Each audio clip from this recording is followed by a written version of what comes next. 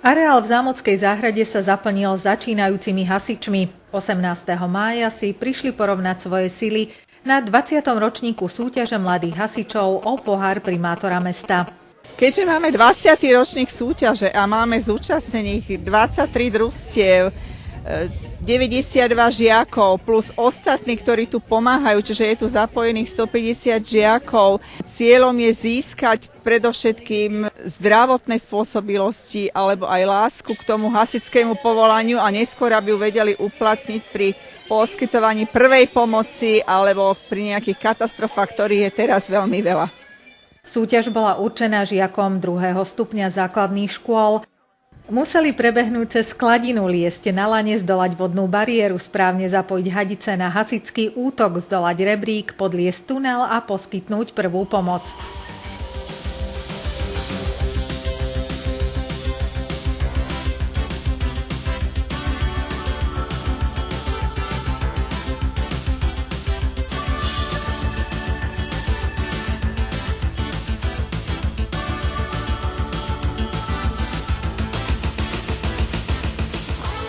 Víťazom sa môže stať, kto prebehne čo najlepšie a vlastne bude mať najmenej trestných sekúnd. Prejde to čo najrychlejšie a bez nejakých chýb.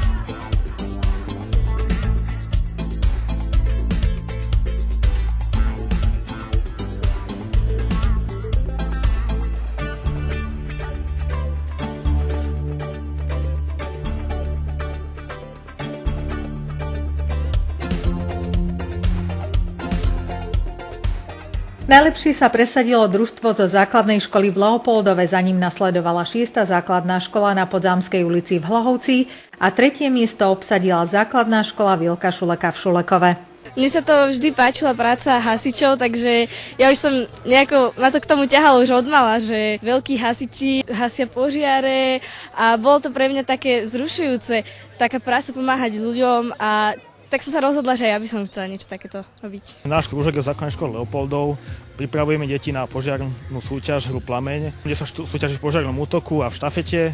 Potom vlastne učíme deti spoznávať základnú hasičskú techniku, nejaké protipožiarne opatrenia. Máme asi 20 detí, jedno chlapčenské družstvo, jedno dievčenské, spolu asi tak z každého po 10 žiakov. V rámci preventívno-výchovnej činnosti sa žiaci veľa dozvedeli v oblasti ochrany obyvateľstva a požiarnej prevencie. Súťaž bola doplnená ukážkami hasičskej techniky. Ako zdolávať alebo hasiť malé či veľké požiare? Hlavne nepodľahnúť panike a snažiť sa ohasiť požiar. Keď sa nám to nedarí, tak zavolať profesionála a pomôcť im s tým zdolávaním toho požiaru.